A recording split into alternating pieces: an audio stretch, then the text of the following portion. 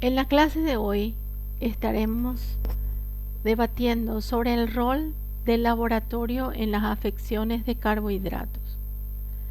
El laboratorio clínico presenta una serie de información a través de cierta cantidad de análisis que pueden ser solicitados por el médico dependiendo de lo que quiera saber en el momento de la toma de material o para el seguimiento de un paciente.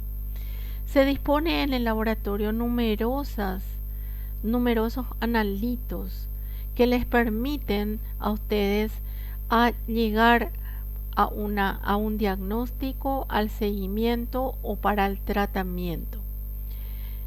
En esta presentación vamos a referirnos a los más importantes, haciendo la salvación que hay demasiado muchos otros que se pueden incluir, puesto que el paciente con hiperglucemia es un paciente multifactorial que tiene demasiado aristas, las cuales se pueden tener la ayuda del laboratorio para el seguimiento de su patología. Hemos estado aprendiendo que los valores en glucosa sanguínea en ayunas actualizados por el ADA 2020 es de 70 a 99 miligramos por decilitros, siendo considerados glucosa en ayunas alterada los valores de 100 hasta 125 y a partir de 126 cifras superiores a 200, todos estamos refiriéndonos en miligramos por decilitros. Estamos frente a una hiperglucemia que se define con el nombre de diabetes. ¿Cómo es la participación del laboratorio? La glicemia es estudiada a través de una enzima que es la glucosa oxidasa. Para eso se requiere la extracción de la muestra en forma sin anticoagulantes, obteniéndose luego el suero, con anticoagulante obteniéndose el plasma. El anticoagulante debe ser el fluoruro de sodio, o también en casos de eventualidad y rapidez se puede hacer del pulpejo del dedo en forma de sangre capilar en los glóbulos rojos. En ese sentido, una vez que se tenga la muestra, la glucosa que está en el suero del paciente es colocada con el reactivo de trabajo y a través de la enzima glucosa oxidasa se transforma a ácido glucónico y una peroxidasa. Esa peroxidasa con la 4-aminazona y el 4-hidroxibenzoato se transforma en un producto, una quinolimina roja proporcional a la concentración de glucosa en ese momento del paciente. Es una técnica muy sencilla que debe ser procesada dentro de las 2 horas como máximo, luego del cual ya no tiene validez ese resultado. Hemos conversado sobre el valor de referencia, que anteriores eran mucho mayores como valores de referencia en ayunas. Actualmente, por favor, necesito que pongan la atención de que debe ser inferior a 100 para que sea considerado un valor de referencia normal en ayunas.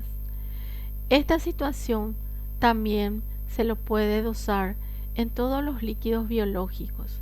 Tiene una importancia interesante en el LCR, en el cual también es dosada la glucosa por el mismo método, pero cuyos valores de referencia están aproximadamente la mitad de lo que hay en suero. O sea, sería de 35 a 50 aproximadamente como valores de referencia normales en líquido. En el ESR esa determinación se denomina glucorraquia y es de mucha importancia porque en el momento que recibimos un LCR y se dosa para la glucosa, los valores obtenidos pueden darles a ustedes mucha amplitud para poder confirmar su diagnóstico. Cuando están frente a una meningitis, esta puede ser de origen virósica o bacteriana. La bacteriana generalmente está dada por los meningococos.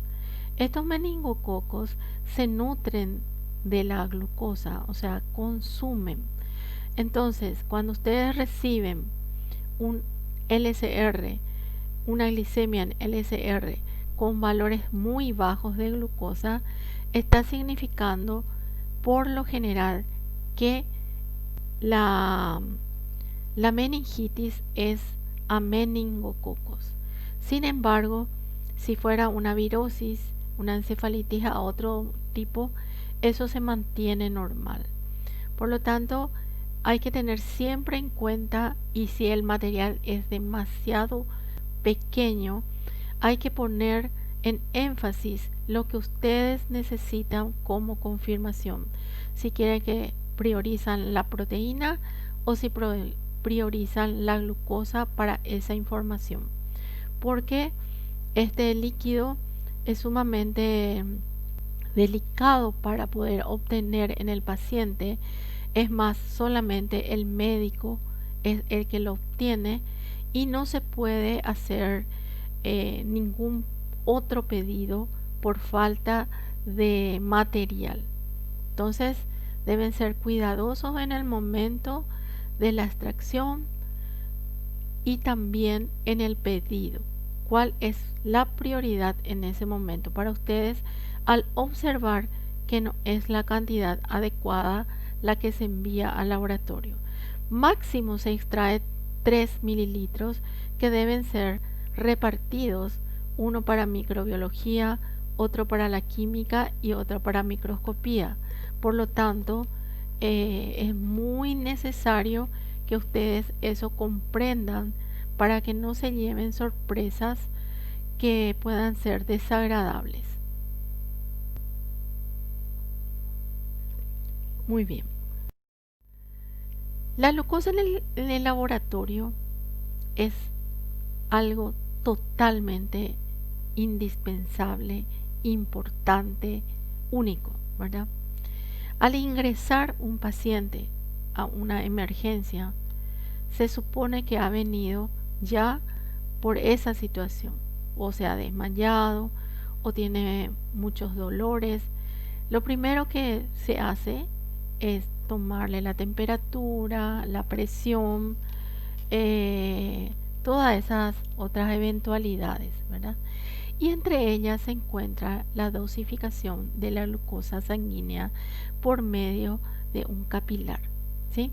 Entonces, por un medio de sangre capilar, se hace un pinchazo en el dedo, se elimina siempre cuando se va a hacer capilar, se eliminan las primeras gotas para evitar la contaminación con el líquido tisular y se procede a hacer un hemoglucotest. En ese momento ustedes ya van a saber o tiene demasiado alto o está con poquísima cantidad de glucosa o está normal. Los extremos son sumamente peligrosos. Si ustedes tienen un paciente que tiene 40 miligramos en el momento del ingreso, está por hacer un accidente cerebrovascular. Un paciente que tiene 1200 obviamente tampoco está normal. Entonces, de acuerdo a eso, ustedes toman la precaución inmediata ya, ¿verdad? Por supuesto que eso también es inmediata la toma de material para muchísimas otras determinaciones que significan urgencia, emergencia. Pero esa primera entrada es vital. Se utiliza también para el control de internados, para el control cuando están pidiendo ustedes un control rutinario es uno de los pedidos que debe ingresar dentro de un pedido de un paciente rutinario que va, por ejemplo, a su consultorio. Se la puede pedir para controlar cuánto tiene en ese momento, un control aleatorio en cualquier hora del día. Se puede hacer ya tomando ciertas precauciones y cierta preanalítica para diagnosticar si el paciente, qué tipo de pacientes están trabajando, ¿sí? Y para el seguimiento ya de un paciente que ustedes ya saben qué tipo de paciente es con respecto a los carbohidratos. Como les había dicho, se puede dosar en suero, en plasma, en sangre total, que es la capilar, se puede hacerlo en orina, en todos los líquidos biológicos, pleural, sinovial, pericárdico, ascítico y sobre todo en el LCR. Cuando se toma una muestra de glucosa y se lleva ese resultado, eso le está indicando a ustedes la glucosa que tiene el paciente en ese momento de la extracción. Por lo tanto, puede variar dependiendo de que si le tomo ahora a las 12 de la mañana, luego le tomo a las 3, le tomo a las 6 o espero hasta el día siguiente, totalmente variable, porque una sola muestra no hace el diagnóstico de nada, sino que les indica a ustedes, se posesionan en el tiempo que ustedes han hecho ese pedido, en el tiempo que el bioquímico hizo ese análisis. Eso, como ustedes saben, varía según la medicación, según la ingesta de alimentos, los factores psicológicos, los hormonales, todo eso pueden influenciar para que en horas puedan variar. ¿Para qué se usa el análisis de glucosa? Se puede solicitar una glicemia en ayunas. Se puede solicitar una glicemia cuando aparezca el paciente en la urgencia, en la emergencia. Se puede utilizar una glicemia, se puede hacer, quiero saber cuánto tenés después de haber ingerido tanta cantidad de carbohidratos en una comida. Postprandial se denomina eso. Se puede saber para poder ubicar al paciente si es normoglucémico, intolerante o prediabético o diabético a través de una curva. Y se puede saber también para el seguimiento de un paciente con diagnóstico ya hecho por ustedes. El tipo de diagnóstico de prediabetes y diabetes solamente se hace en diabéticos de tipo 2. En diabéticos de tipo 1 jamás se puede hacer una curva de tolerancia. Habíamos comentado que el tipo 2 presenta algunos factores de riesgo que les puede llamar a ustedes la atención. Ya no lo vamos a decir en esta presentación porque ya hemos tocado suficiente en la anterior. Una vez que ustedes tengan un resultado anterior en el cual el laboratorio le informa que tiene una glucosa en ayunas alterada entre 100 hasta 125, puede ser, esta persona puede ser sospechosa de ser pre o diabético. Acuérdense, el tipo 2 tiene una importancia en la parte familiar. En individuos que tienen glucosa normal, pero son obesos, son hipertensos, tienen hiperlipemia, Esos son factores de riesgo que presenta el paciente. Si es que fue una persona, una mujer, que durante su embarazo estuvo con diabetes gestacional, también se puede considerar hacerle después de unos años una curva. Se pide cada 3 años a medida que pasa la edad de 45. También son muy sospechosos y se puede pedir a aquellos individuos que al nacer han sido muy grandes, 5, 4, 5, 6 kilos. Los obesos, los que tienen hipertensión constante, los que tienen alteraciones en los lípidos, estos son todos factores de riesgo, ¿verdad? Pero nunca se puede pedir, nunca, cuando en ayunas el paciente ha superado el número 125 miligramos por decilitros. Esta ayunas es importante. Acá tiene que tener de 8 máximo 12 horas. Y si le salió 126, ya no se puede pedir, ¿sí? Tiene otro criterio ya el paciente. Entonces, lo primero que van a observar son factores de riesgo que ustedes, algunos lo podrán observar en el consultorio. Luego de pedir una rutina completa, van a observar específicamente todas estas otras observaciones con respecto a los lípidos que le da el laboratorio. Y luego evaluar ya la parte de glucosa. Si tiene hasta 125, se le puede hacer la curva de glucosa. Estos requisitos para hacer esta curva están estandarizados por ADA 2020 en este caso, o la OMS.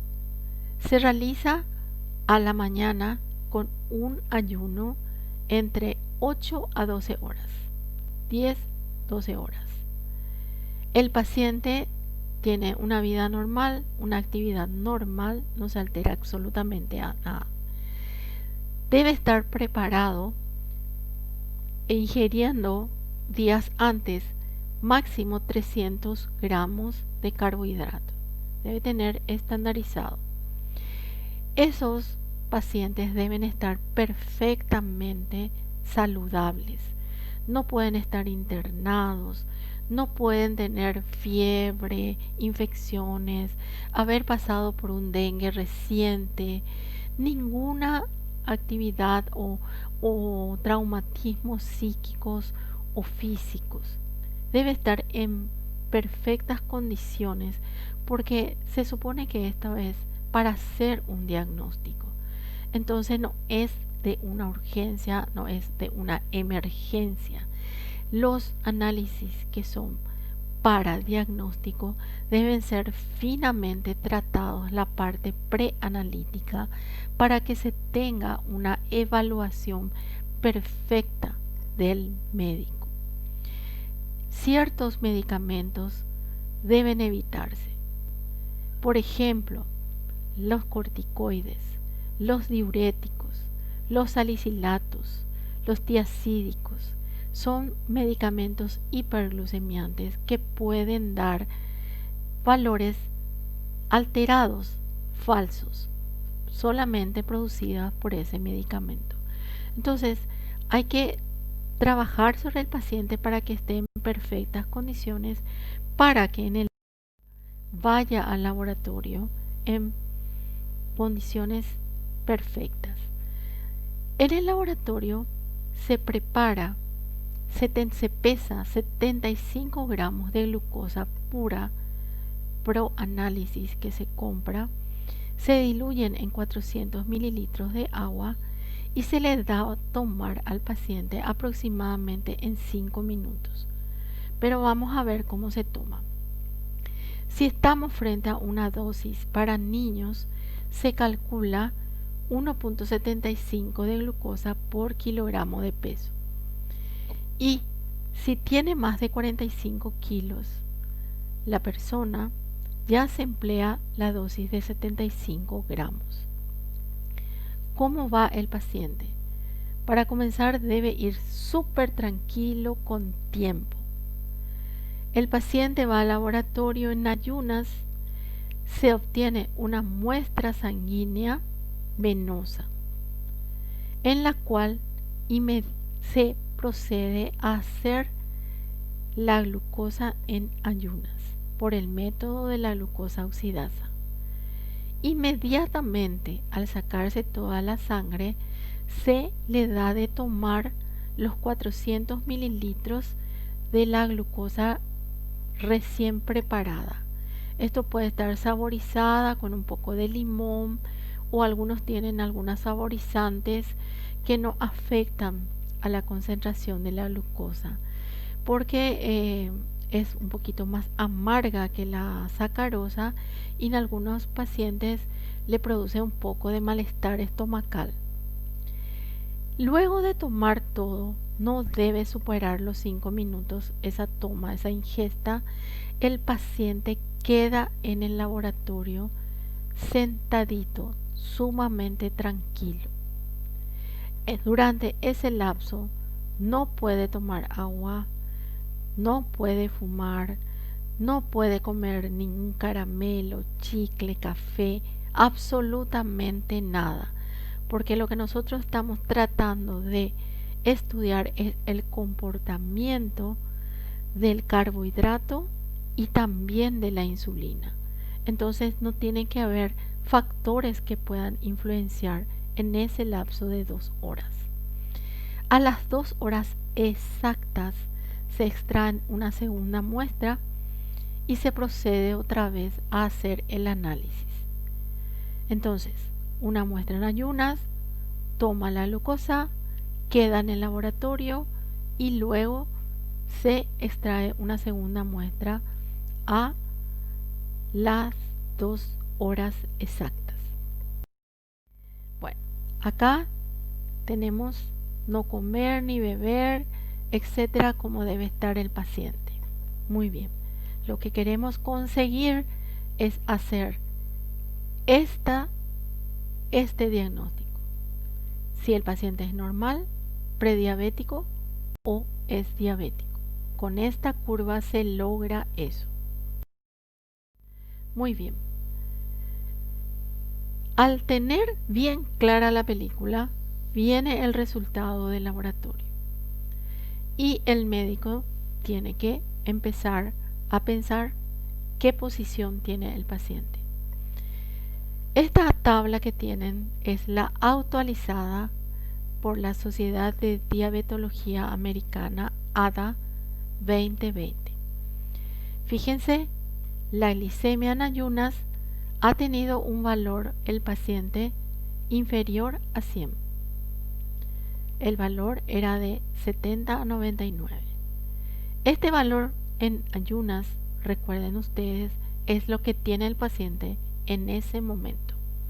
No tiene así una importancia radical siempre y cuando sea menos de 125. Sin embargo, tomó la persona y a las 2 horas se le volvió a sacar y ha dado un valor inferior a 140. ¿Sí? Este valor le está significando a ustedes que este paciente tiene una tolerancia totalmente normal. Hace el pico a las 1 hora y a las 2 horas empieza a bajar hasta 139, como dice acá. Eso es un valor normal. Inclusive en algunos pacientes, pónganle ustedes que acá le tengan en ayuna 88 y para la segunda hora tienen 90. A las 2 horas sin su insulina perfectamente está produciendo, este paciente va a estar en ayunas ya a las 2 horas. ¿Sí? Va a tener un valor aproximado ya del que lo que tuvo en ayunas. paciente normal no tiene nada relacionado al metabolismo. Ahora bien, el cuadro del medio. Podemos empezar con una glucosa basal alterada, pero también podemos tener una persona que tenga normal en ayunas, pero tenga, por ejemplo, 90. Toma la glucosa y empieza a las 2 horas a tener 140, 150, 100 hasta 199. Fíjense ustedes, acá la segunda muestra ya está alterada. Estos valores de la segunda muestra es lo que les dice a ustedes que este paciente tiene intolerancia a la glucosa, es un prediabético. Un paciente diabético tuvo que haber tenido un paciente diabético para que yo le haga la curva un valor hasta 125. Por eso me animé a hacerle, ¿verdad? Ahora, si yo tengo un paciente que al sacarle la sangre en ayunas me ha dado igual a 126, acá ya me dio 140, imposible que yo le dé de tomar la glucosa, porque hasta 125 le puedo hacer esa prueba. No me vayan a pedir cuando el paciente tiene un resultado que ya está cercano al 126. En todo caso, lo que se pide cuando tiene 126 o 125,5, volver a repetir esa determinación en ayunas nuevamente, por si haya sido una alteración hormonal o medicamentosa. Si ese paciente, si tiene 126, es probable que pueda aguantar una sobrecarga. En la segunda hora, el pico va a ser altísimo, va a ser superior a 200. Y si yo cometo el error de darle cuando tenga ya acá 180, le puedo hacer un coma hiperosmolar al paciente. Esto me puede subir a 500, 600. Le voy a hacer un daño terrible al paciente, ¿sí? Para eso, el médico debe estar suficientemente preparado para poder hacer este pedido laboratorial. Les digo eso porque por lo general el médico a veces no se lo encuentra en el momento de la toma de material. Nosotros no debemos de hacer este análisis cuando esto está alterado. Pero existen ciertas personas, ciertos profesionales en el cual tienen unos criterios de, ¿cómo les diría?, de una autoridad poco medida, de una intolerancia de su carácter, en el cual te dice, hágalo, yo me hago responsable.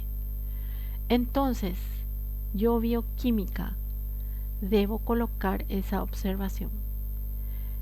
Se le da de tomar la glucosa con autorización de su médico, porque yo tengo que cubrirme también, porque es algo que le estoy haciendo daño a la persona. También me puedo negar a hacer, pero eso estriba mucho el lugar donde estamos, ¿sí? En el cual el médico y el paciente a veces son muy autoritarios.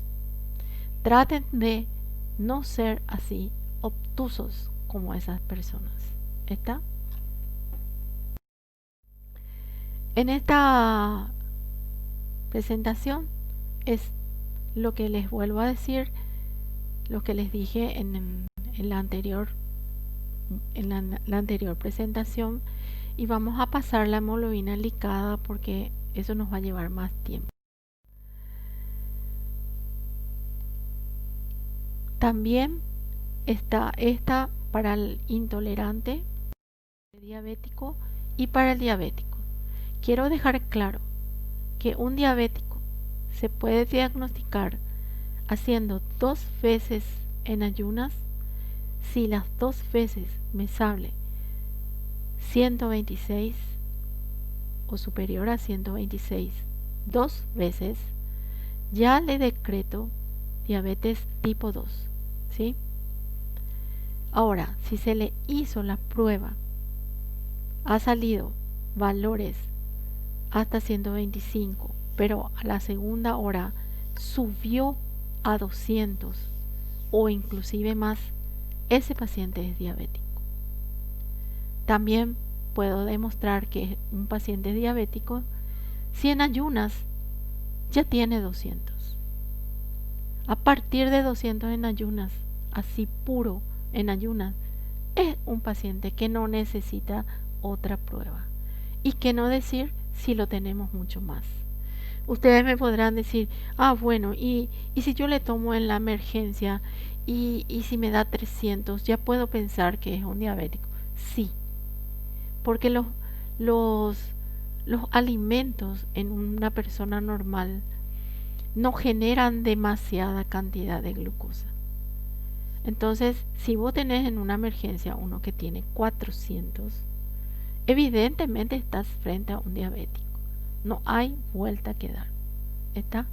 No se necesita hacer la curva de tolerancia. Por favor, no vayan a pedir cuando no es necesario. Esta curva se hace una sola vez cuando ya se tiene el diagnóstico y se hace cada 3 años en pacientes prediabéticos para ver si pasaron al equipo de los diabéticos. Pero eso hay que hacerlo en forma muy delicada, con la preanalítica bien hecha.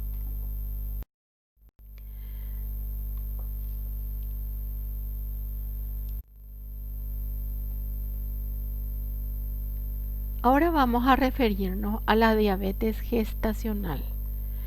La diabetes gestacional es un estado transitorio en los cuales los niveles sanguíneos altos de glucosa están en la madre, y eso hace que proporcionen gran cantidad de glucosa al niño, haciendo que aumenten de peso estos niños, ¿verdad?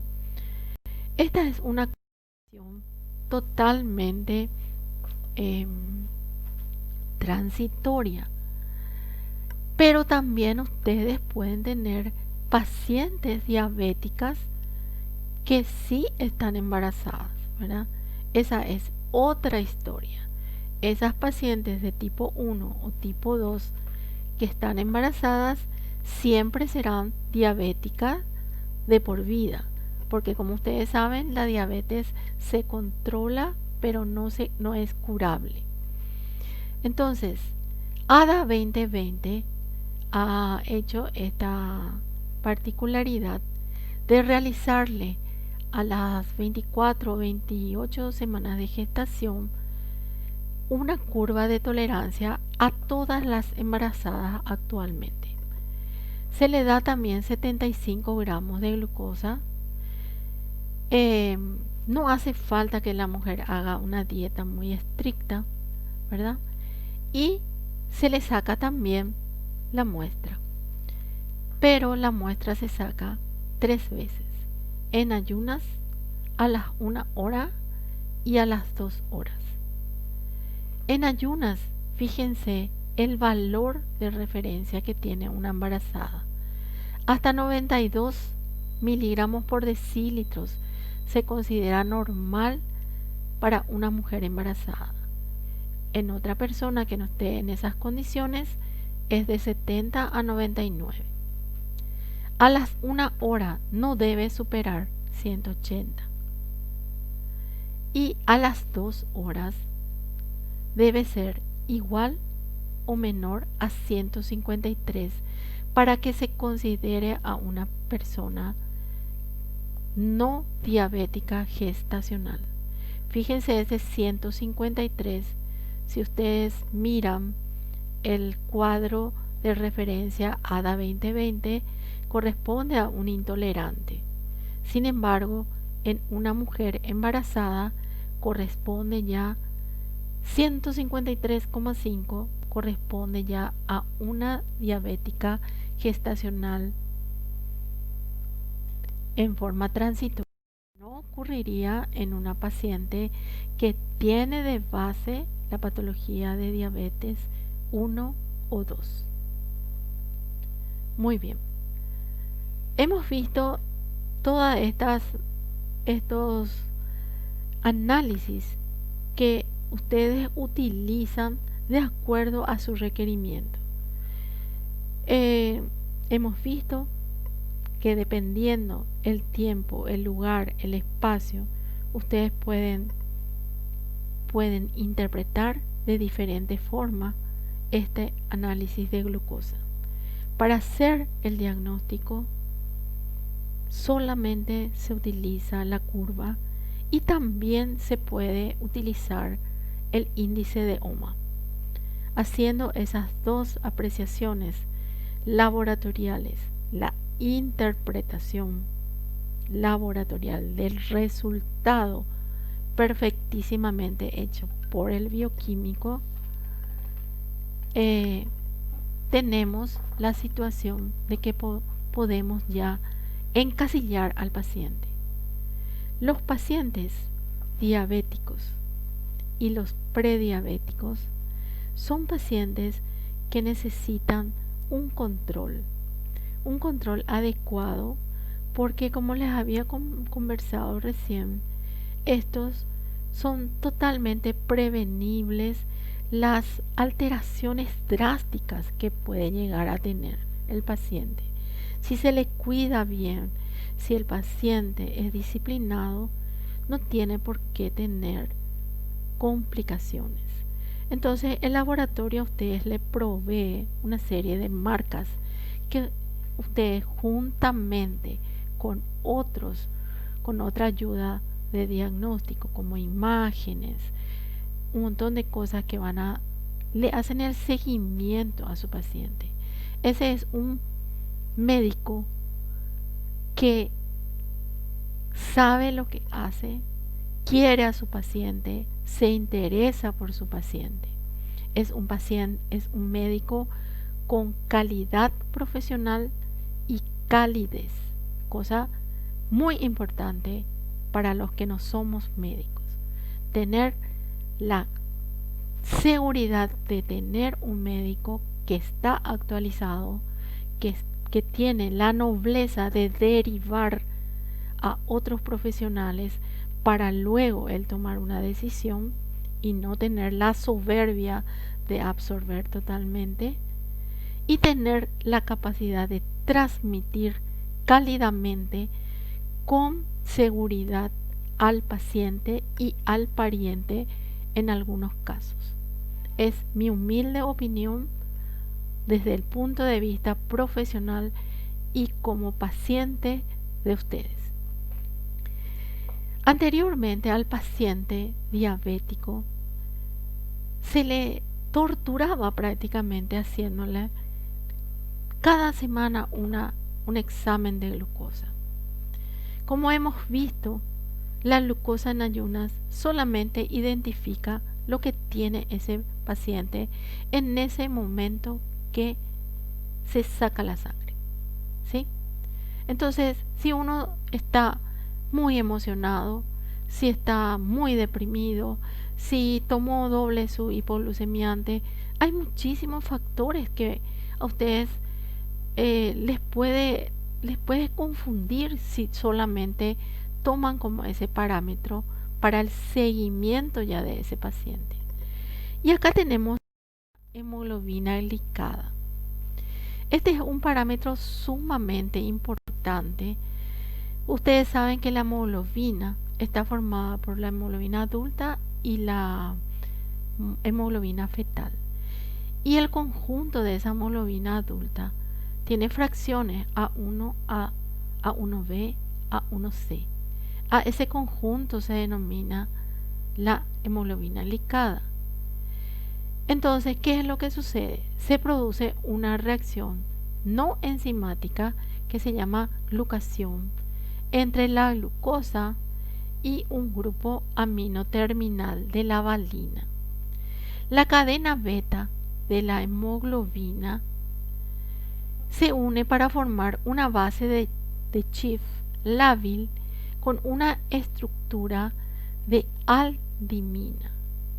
Esa aldimina luego se convierte en una cetoamina estable que es la fracción A1C, que es la que se glica, es la que se une, como estamos viendo acá, la que tiene pegada la glucosa.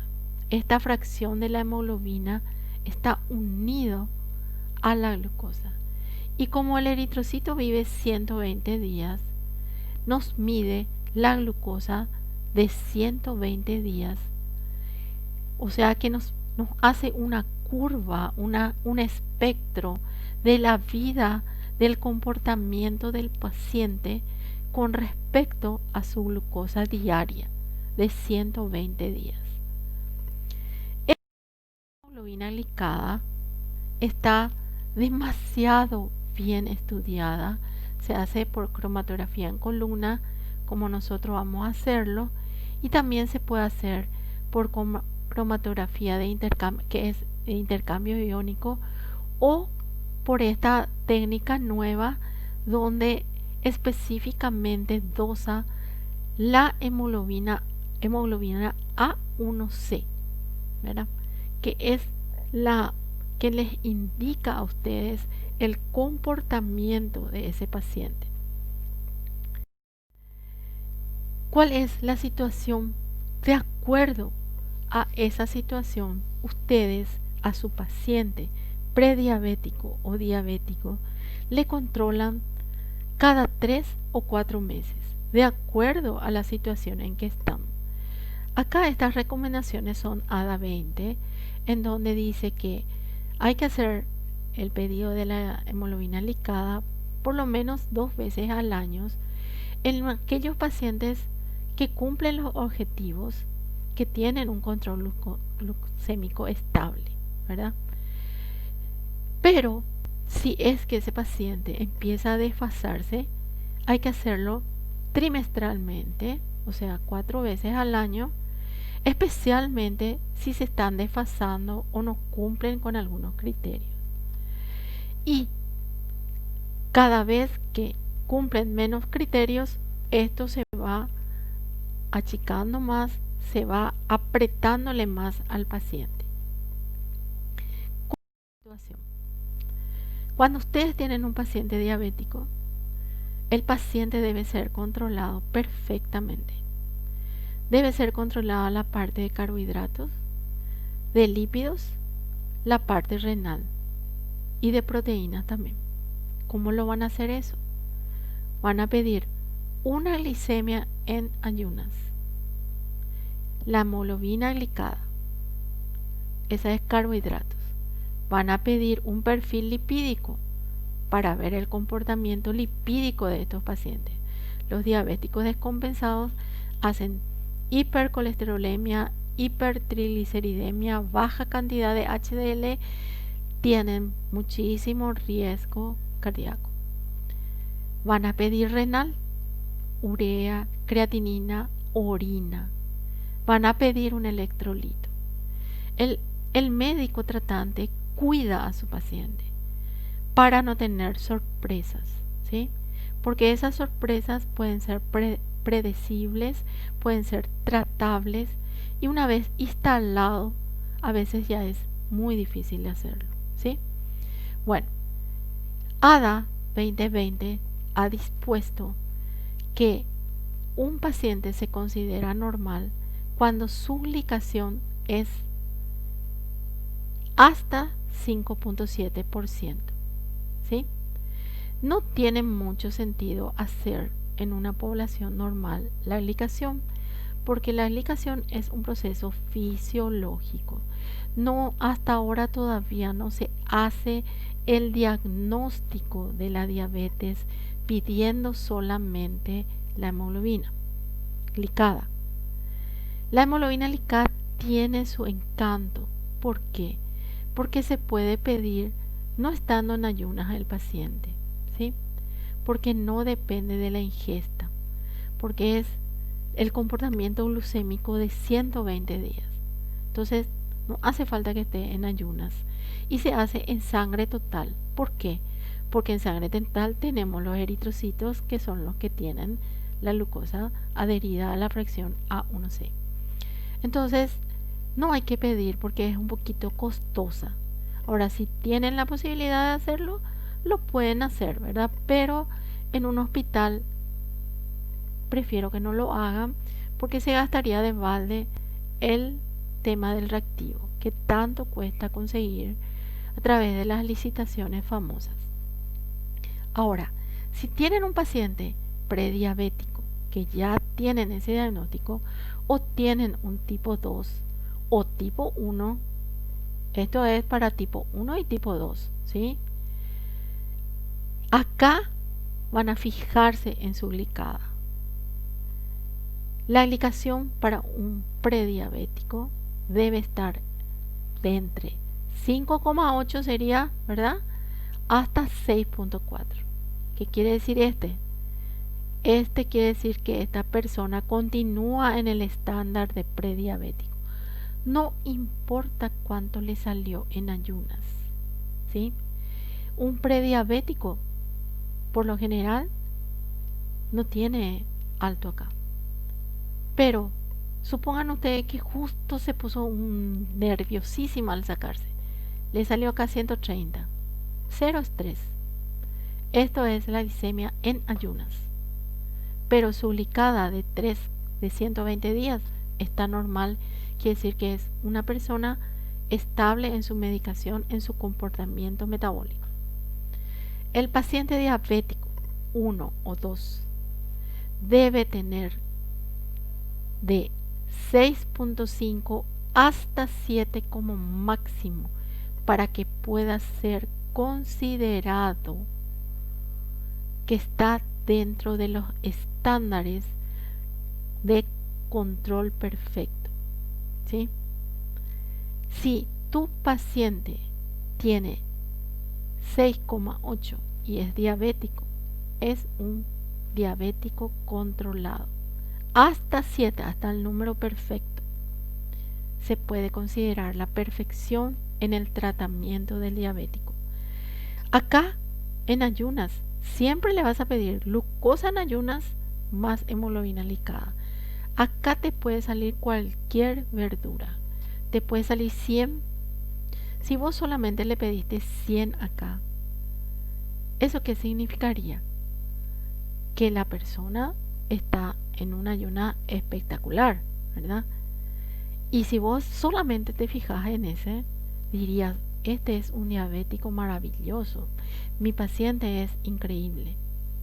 El paciente diabético por lo general tiene tenor a tener cifras un poco más elevadas a los normales, 126, 130, 140, en los cuales se considera que está en buena cantidad de glucosa, porque el diabético, especialmente el 1, es muy peligroso cuando se acerca a valores normales, porque como ellos se aplican insulina, el tenor es muy drástico y pueden tener una hipoglucemia.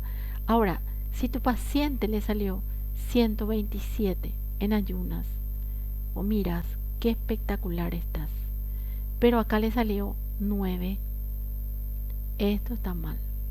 Quiere decir que la persona se cuidó para este detalle del ayunas, pero se olvidó que su pasado le condena, porque acá tenés el pasado de 120 días. Entonces, ¿Qué tenés que hacer? Tenés que ajustar la medicación, tenés que ajustar sus medicamentos, tenés que ver en dónde está la situación que hace que ese tu paciente no esté dentro de la situación que vos querés que sea. Por supuesto que en eso estriba, nuevamente les vuelvo a decir, el carisma que tenga el, el médico tratante, ¿sí? Porque como el diabético, especialmente el 2, no tiene ni un dolor, tiene un descontrol especialmente en la comida y también en la bebida. Entonces ellos piensan que haciendo dieta esto se va a solucionar, pero el daño ya está hecho. A medida que sube de 7, ya se puede considerar paciente desfasado, no cumplidor. Se le tiene que cambiar la medicación, hacer un estudio porque está haciendo este tipo de cosas. Y por supuesto que ya van a encontrar pacientes ya renales, pacientes ya incipientes de renales en algunos o ya renales, pacientes con cataratas, con desprendimiento de retina, pacientes infartados, un montón. Esto ya es zona de peligro, ¿sí? Entonces, es importantísimo y actualmente eso es lo máximo, es lo que se pide en la actualidad, es la glucosa en ayunas más la hemoglobina glicada. Acuérdense, esto depende de la cantidad de hemoglobina que tiene el paciente, pero existen situaciones en que la hemoglobina está desfasada. Por lo tanto, entonces, no se puede hacer esa glicación, ¿sí? Entonces, lo que se utiliza es otra glicación con la albúmina. Esta refleja el control glucémico de 1 a 3 semanas.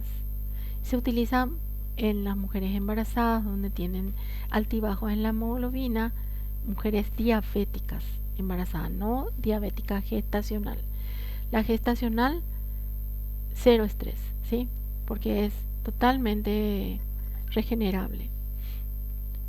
En diabéticos que tengan hemoglobinopatías, en insuficiencias renales, donde hay unas alteraciones terribles de hemoglobina, en pacientes con unas enfermedades agudas, ¿verdad?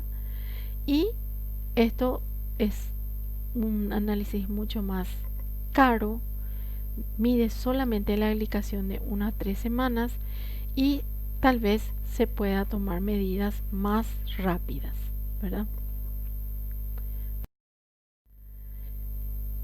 Todo esto está dando el laboratorio. Otra cosa que debemos tener como parámetro laboratorial es el pedido de la orina. La orina forma parte de un esquema, una orina completa, una orina rutinaria, ¿verdad? En el cual el pedido es orina completa, orina de rutina o simplemente orina. En ese examen, en ese resultado, ustedes van a observar, ¿sí?, unos parámetros que van a poder leer: el aspecto, el color, la densidad, el pH, la proteína, glucosa, urobilina, bilirrubina, cetonas, sangre, nitritos. Y luego va a estar la parte microscópica. Se va a observar al microscopio y vamos a informarle a ustedes cuántos leucocitos tiene, si vemos hematíes, si vemos células epiteliales planas, si vemos cilindros, si vemos bacterias, si vemos hongos, si vemos mucus, un montón de cosas que tienen su significado. En este momento nosotros lo que vamos a hacer es observar en la parte de proteínas y en glucosa. Muy importante hacer este pedido en el prediabético y en el diabético. La presencia de proteínas hemos visto que es anormal y hay que descartarlo pidiendo una nueva muestra. Si se repite, hay que cuantificar. Presencia de proteínas es un toque renal o una insuficiencia renal bastante considerable. Cuando se les presenta en el lugar de la glucosa positiva una cruz, 2 cruces, 3 cruces, significa para ustedes presencia de glucosa en orina llamada glucosuria. Pero la glucosa es un analito, un carbohidrato reductor que prácticamente es totalmente reabsorbido por los túbulos proximales. Entonces, no debe aparecer en orina cuando los niveles son normales, inclusive cuando son anormales en un tenor bastante alto de 160 a 180 recién aparece, porque eso se denomina sustancia umbral. El umbral para que aparezca glucosa en orina es tener en sangre 160 a 180 miligramos. Allí recién filtra por el glomérulo, ¿verdad? Entonces, ¿eso qué significa para ustedes? Significa, acá ven ustedes, este es un reactivo de Benedict que hicimos la vez pasada en enzima, está dado por el sulfato de cobre de este color, que en una orina normal queda de este color. Sin embargo, la presencia de carbohidrato reductor, en este caso la glucosa, se convierte en óxido cuproso que va variando de acuerdo, esto es el normal, de acuerdo a la concentración que tiene la glucosa. Cuanto más amarillo, más rojo ladrillo, más cantidad de glucosa está eliminando. Entonces, esto es anormal. Siempre tienen que recibir ustedes en la parte de glucosa no contiene, negativo o no detectable. ¿Cuáles son las causas en las cuales pueden aparecer? La principal causa es tener un tenor elevado en sangre. También puede aparecer la famosa llamada glucosuria alimentaria cuando se priva al organismo de una cantidad de carbohidratos y de repente se ingiere una gran cantidad de golpe. Entonces el hígado no tiene la capacidad de volver a almacenar en forma de glucógeno y se filtra por orina, pero eso es totalmente transitorio. Cuando la filtración glomerular está baja, también hay ya una eliminación no solamente de glucosa, sino también de proteínas. Es un daño renal al cual no se debe llegar. Y también en algunos casos hay algunas personas que tienen formado una incapacidad de reabsorber. Entonces aparece la glucosuria renal sin que tenga glucosas elevadas. Pero esos son ya pacientes muy especiales que debe ser estudiado por el nefrólogo y el endocrinólogo. Esto se hace a través de tiras reactivas y también se puede hacer a través de la reacción de Benedict, que les comenté que es el sulfato de cúprico en medio alcalino y en calor, que no debe variar si hay un carbohidrato reductor. Vamos a ver cuando demos la práctica que esta reacción no es específica para la glucosa. También podemos ver la intolerancia de la lactosa, pero en otro material biológico que son las heces. Entonces, nosotros les informamos a ustedes a través de esta almohadilla de colores. Esto es negativo. Colocamos la tira de orina y observamos. Si no cambia de color, le ponemos no contiene. Y se empieza a colocar. En esta zona están unas cruces, unas cruces positivas que nos indican trazas, una cruz, dos cruces, tres cruces, cuatro cruces.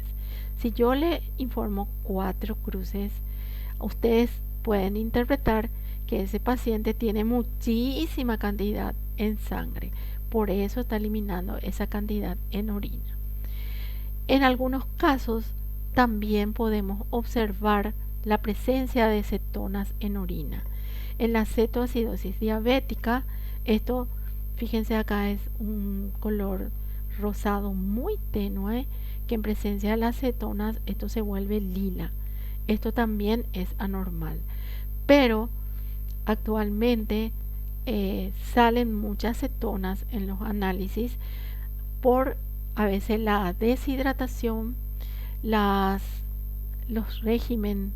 regímenes que son hiperproteicos y también por la fiebre. Pueden dar positivas las cetonas sin que sea el paciente diabético. Por último, tenemos una muy importante apreciación que hacer. Ustedes han pedido una orina completa en el cual se les ha informado presencia de proteínas, por ejemplo. Han vuelto a reiterar y nuevamente en un paciente se ha presentado esto. El paciente diabético debe ser controlado con orina de 24 horas por lo menos 2 veces al año para evitar sorpresas desagradables de disfuncionalidad renal. Como sabemos, la albúmina no tiene por qué filtrar en orina. Entonces, hay que hacer un estudio en orina de 24 horas pidiendo la funcionalidad renal. Específicamente se denomina clearance de creatinina, que es la cantidad que se filtra de sangre por mililitros de sangre que se filtra por una unidad de tiempo. Y en este caso es la creatinina. Y de acuerdo a eso se mide la tasa de filtración glomerular. Y también se pide la proteinuria. Si ustedes tienen un paciente diabético, hay que pedir estas dos cosas por lo menos 2 veces al año. Entonces, si está todo perfecto, se quedan tranquilos. Pero si quieren avanzar un poquito más, se puede hacer el pedido de la microalbuminuria. Es la misma cosa que la proteinuria, pero es un método mucho más sensible y detectan pequeñas cantidades de albúmina que se están eliminando y que no pueden ser cuantificados por la proteína pura, ¿verdad? Entonces, por lo menos 2 veces al año hay que pedir una microalbuminuria. Esta microalbuminuria, si le sale positiva, le está indicando una fase temprana de nefropatía diabética. Es sumamente importante porque si ustedes acá le toman, están evitando riesgo cardiovascular también, porque a veces esa microalbuminuria o la eliminación de proteínas es por la hipertensión maltratada. Entonces acrecenta el problema que puede tener como consecuencia de toda la situación de la diabetes, que tiene más el riesgo cardíaco. Fíjense, se hace en una orina de 8 horas o de 24 horas. También se puede pedir el dosaje de electrolitos en algunos casos, ¿sí? Si les da negativa la microalbuminuria, a los 5 meses se vuelve a pedir y tiene factores de riesgo, ¿verdad? ¿Es prediabético o diabético o tiene otros factores de riesgo cardiovascular? O sea, 2 veces al año. Si es negativa y no hay factores de riesgo, pero es diabético, se repite una vez al año. Si ustedes le cuidan perfectamente a su paciente, nada le puede pasar al paciente diabético. El paciente diabético es un paciente que puede vivir perfectísimamente muchísimos años, muchísimas, sí, vivir totalmente normal. Entonces, eh, pero para eso se necesita la educación también del paciente. Vamos a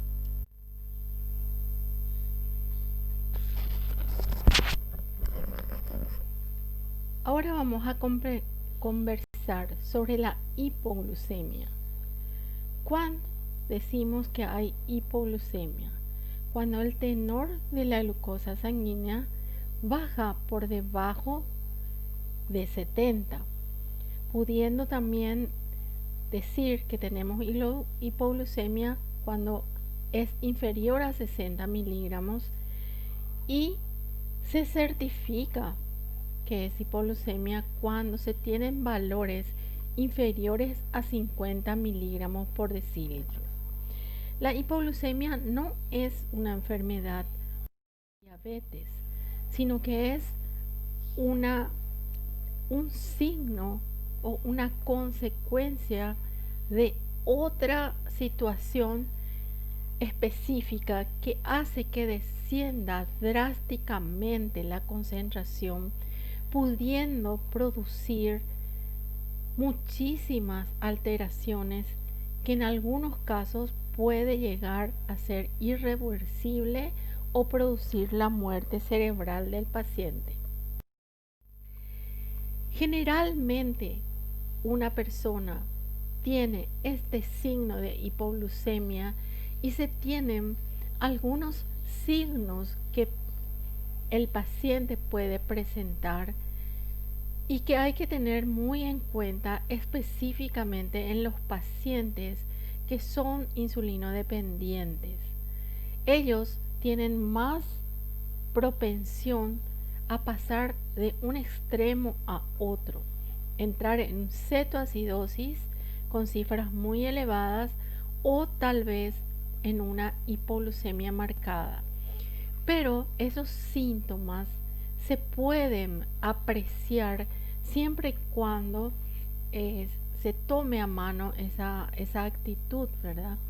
Por ejemplo, un paciente cuando le empieza a bajar en forma drástica, empieza a tener sudoraciones frías, temblores, una sensación de hambre, un nerviosismo, una palidez extrema, se siente mal el paciente. Y por sobre todas las cosas, hay cambios en su comportamiento, confusión mental, empieza a tener bostezos prolongados, visión borrosa, el lenguaje arrastrado por sobre todas las cosas, convulsiona y cae. Pero antes que suceda eso, puede ser auxiliado. Sí, por eso es que siempre les digo que un paciente debe ser educado, tanto él como el acompañante. Debe haber una persona que sepa diferenciar estos signos que puede presentar un paciente con hipoglucemia. Debe ser capaz de transmitir inmediatamente esa situación y poder salvarle la vida. Se tiene varias clasificaciones de hipoglucemia. Nosotros vamos a dar las más sencillas, que son, por ejemplo, la espontánea o de ayuno. Este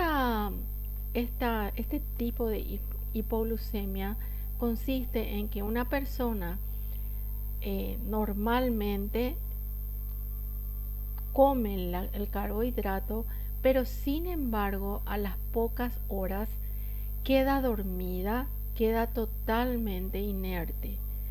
Por lo general es debido a un tumor dentro del páncreas llamado insulinoma, que se produce en ciertas personas y que hace que haya más cantidad de insulina. Entonces totalmente toma la insulina atrapa la glucosa que está ingiriendo el paciente y lo deposita en forma de glucógeno y deja inerte totalmente. Pero también se pueden tener por otros tipos de tumores como en los no pancreáticos, disfunciones hepáticas, deficiencias de glucocorticoides, sepsis o agotamientos de reservas de glucógeno. Esto se soluciona haciendo una prueba laboratorial y también una ecografía probablemente para indicarle al médico la presencia o no de ese tumor productor de insulina, y una vez que se extirpa eso, en el caso del insulinoma, el paciente queda normalmente sin ningún problema, porque como les digo, la hipoglucemia no es una enfermedad, sino que es un estado que entra la persona. Esta hipoglucemia también puede ser debida a reactivos que son ocasionados por algún estímulo y que son las que más se produce normalmente, ¿verdad? ¿Cuál es la situación? La mala administración de los medicamentos utilizados por los hiperglucémicos. Por ejemplo, que se haya aplicado una dosis diferente a la insulina, o sea, haya aplicado doble la insulina, o haya ingerido en vez de una pastilla otra más por el olvido que puede presentar. La ingesta de alcohol también hace que disminuya la concentración de glucosa y el paciente inclusive puede dar un síntoma de desmayo, totalmente queda dormido, aparenta una persona desmayada debido al poco consumo de carbohidratos y tampoco tiene la suficiente reserva, porque generalmente la persona que consume alcohol casi no consume alimentos, entonces no tiene reserva de proteínas ni de lípidos. Se puede observar también en pacientes que fueron sometidos a intervenciones quirúrgicas, gastrointestinales, o esto se denomina hipoglucemia postprandial, especialmente aquellos que se hacen el bypass gástrico. Y también pueden ser producidos por ciertos fármacos que hacen este tipo de interacción medicamentosa con los hipoglucemiantes orales o la insulina. Los lactantes son menos sensibles a la reducción de la glucosa. Valores inferiores a 30 miligramos en niños a términos se aceptan como anormales ya. Pero sin embargo, en el adulto, si se tienen niveles entre 20 a 30 miligramos, el daño es irreversible en el sistema nervioso central.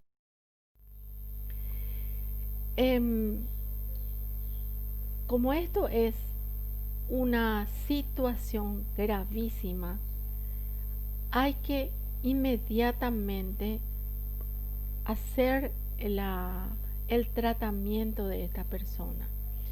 Si se tiene en la casa el hemoglucotest, ya sea por tiras o el aparato que generalmente se compra actualmente, eso les va a permitir a la persona que está empezando a tener esa serie de signos, tomarse esa glucosa en ese mismo instante y decidir qué acción tomar.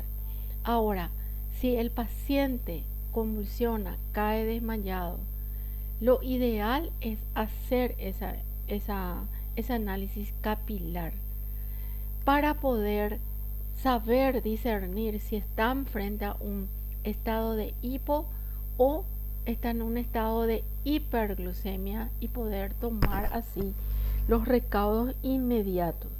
De todas maneras, una hipoglucemia severa necesita ser llevado al hospital al paciente.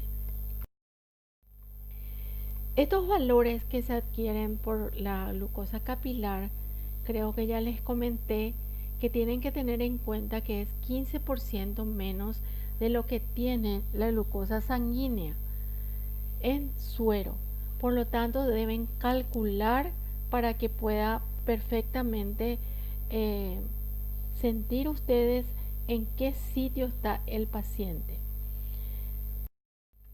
Tienen adecuada para que pueda ingerir el paciente siempre y cuando esté lúcido o pueda tragar. En el caso que se desmaye el paciente, inmediatamente hay que llamar a los paramédicos y si se tiene el adiestramiento por parte del familiar, se le aplica el glucagón que va a hacer el efecto de producir una hiperglucemia. Luego de eso, sí o sí hay que internar al paciente para averiguar el motivo por el cual hizo esta situación de hipoglucemia. El laboratorio en sí, para detectar este signo, puede ayudar dependiendo de lo que ustedes quieran saber. Lo primero que se hace en un paciente desmayado con probable hipoglucemia es hacerle una glucosa aleatoria, lo que tiene en ese momento. Pero luego ya en el sanatorio, en el hospital, si ustedes le piden una glucosa plasmática a un paciente que ya está internado, que ya tiene puesto sus niveles de glucosa y ya está con sus niveles de insulina adecuados, esa glucosa plasmática en ayunas va a salirle perfectísimo. O sea, no les va a hacer ni un tipo de diagnóstico ese pedido de glucosa en ayunas. Sin embargo, se puede pedir una prueba de tolerancia a la glucosa, pero de 5 horas. Entonces, estando internado el paciente, se le coloca una cantidad por goteo de glucosa y cada 30 minutos se va haciendo la determinación de glucosa. Se observa en estos pacientes una curva chata, totalmente inactiva está la insulina, totalmente sin modificación. Es como si no ingiriera absolutamente ningún tipo de glucosa. Los niveles de insulina se pueden hacer en estos pacientes. ¿Y cómo lo saldría? Saldría una gran cantidad de insulina circulando en sangre, ¿verdad? Ahora bien, dijimos que un paciente puede ser hipoglucémico debido a que se aplicó mal su insulina. Entonces, la única forma de demostrar que el paciente ha consumido, se ha aplicado mal su medicamento es en el momento de internación hacer el pedido de el dosaje de insulina y de péptido C. Recuerdan ustedes que la insulina secretada por los islotes de Langerhans de las células beta primero está formada por preproinsulina que pasa a proinsulina, luego pasa a insulina y una fracción llamada péptido C. Sin embargo, en la insulina como fármaco no contiene la parte del péptido C. Entonces, si ustedes quieren saber si se aplicó mal o se aplicó por demás la insulina, ¿cómo va a venir el resultado? Va a venir dosis elevadísimas de insulina y péptido C no detectable. Allí se le demuestra al paciente que se aplicó mal su insulina, se hizo una sobredosis de eso. Esa es una hipoglucemia reactiva. Sin embargo, si están frente a un paciente con un tumor de páncreas producida por un insulinoma, ¿cómo va a ser? Vamos a tener niveles elevadísimos de insulina, pero también aparecerá el péptido C. ¿Por qué? Porque esa insulina, el insulinoma está produciendo muchísima cantidad de insulina. Esa es la diferencia entre una hipoglucemia de ayunas o una hipoglucemia reactiva.